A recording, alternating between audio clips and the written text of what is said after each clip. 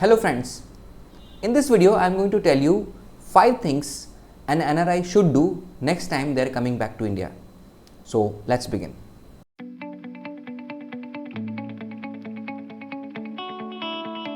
So hello friend, my name is C. Arun Tiwari and I generally make videos on NRI taxation, international taxation and all these topics.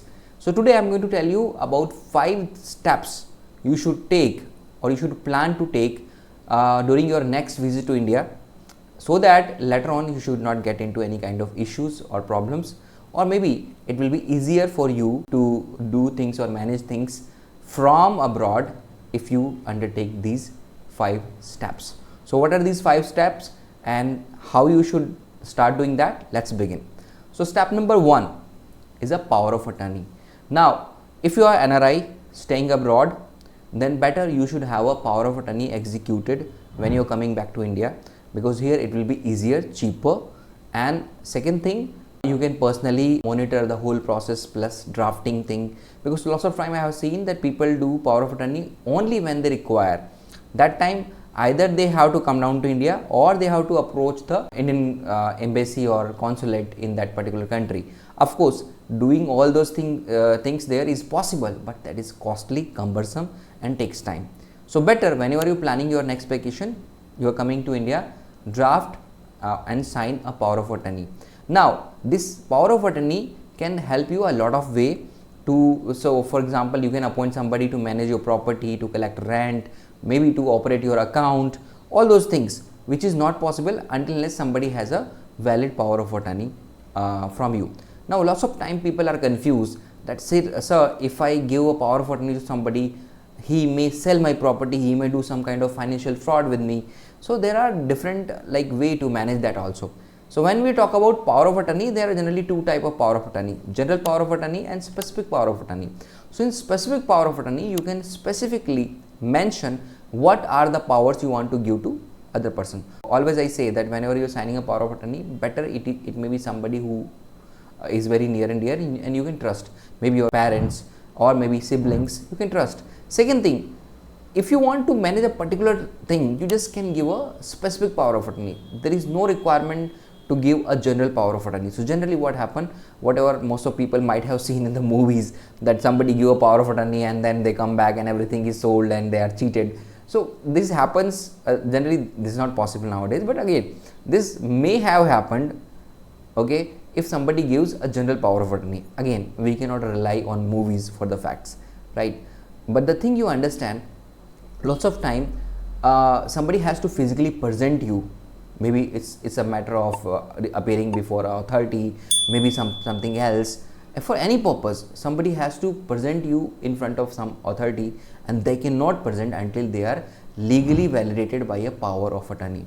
So always keep a power of attorney, and whatever things you see or you feel that in foreseeable future may arise, you can put that in a power of attorney.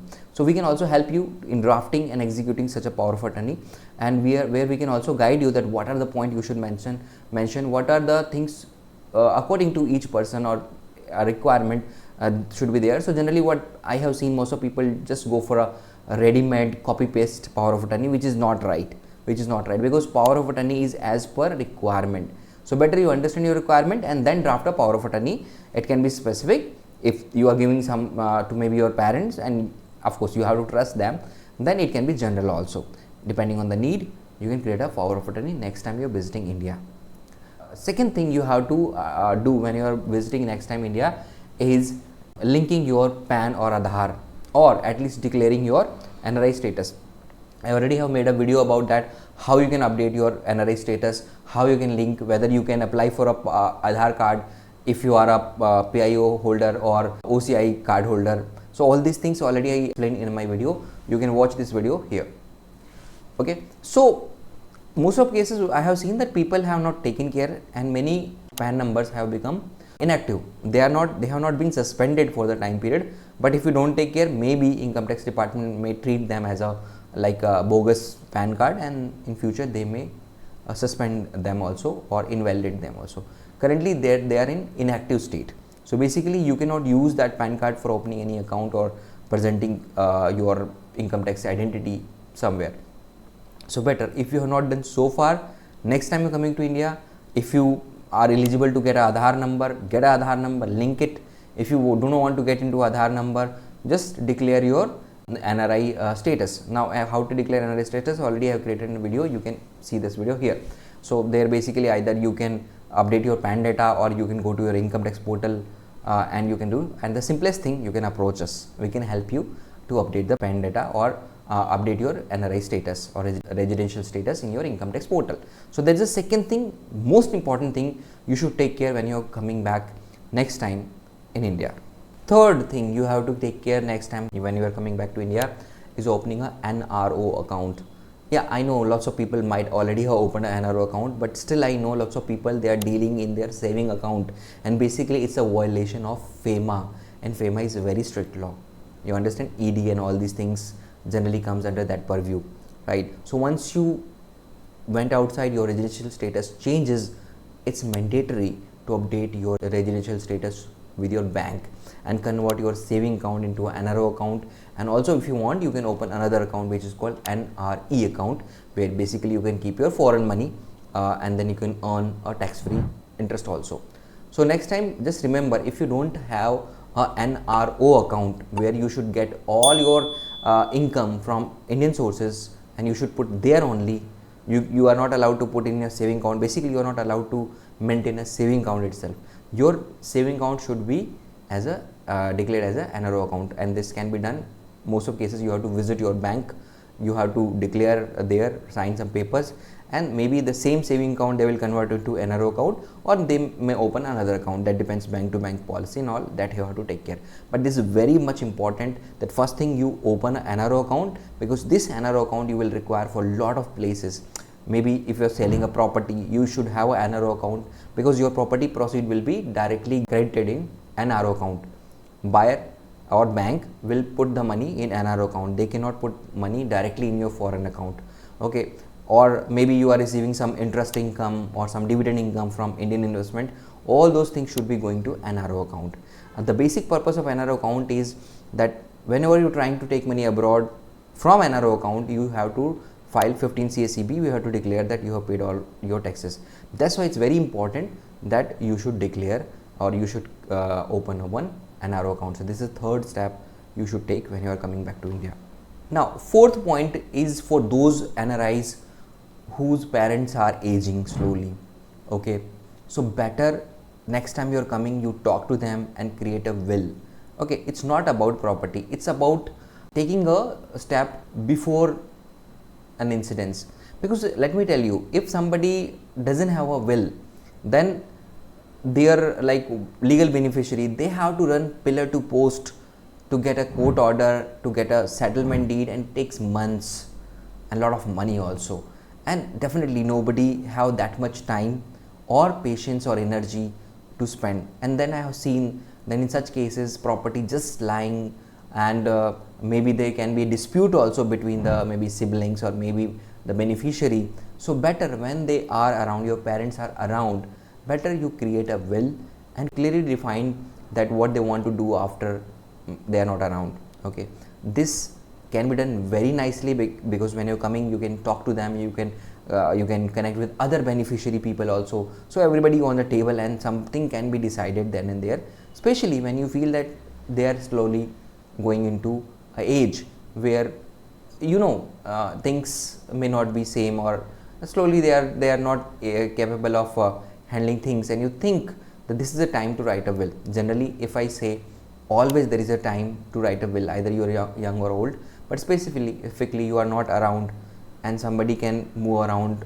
with their emotions or something else. Better part, if your parents are, you are coming back, get a will drafted, signed and registered. Don't forget to get it registered, because when it's registered, there's a legal document, nobody can challenge it. And all the things which generally happens with lot of fuss and lot of disagreement and lots of legal battles can be done very peacefully after when your parents are not around here. So this is the fourth important step you have to take care when next time you're visiting India. It should be your to-do list. Fifth thing which I am going to offer you is about your FDs.